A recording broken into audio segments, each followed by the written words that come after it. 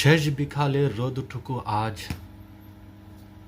আমার মায়ের মুখখানি মনে পড়ে যায়, চোখের কোণে জল জমে যায় সেই হারিয়ে যাওয়া কিছু দিনের জন্য।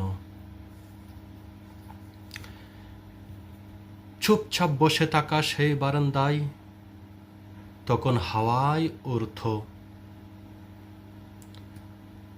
আমার মায়ের শাড়ির খুঁট।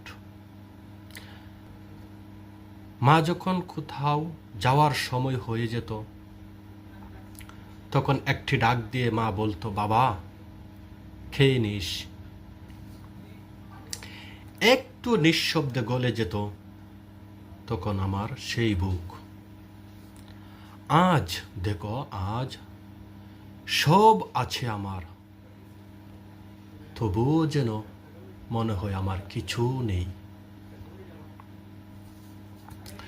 সব শব্দ নিঃশব্দ আজ।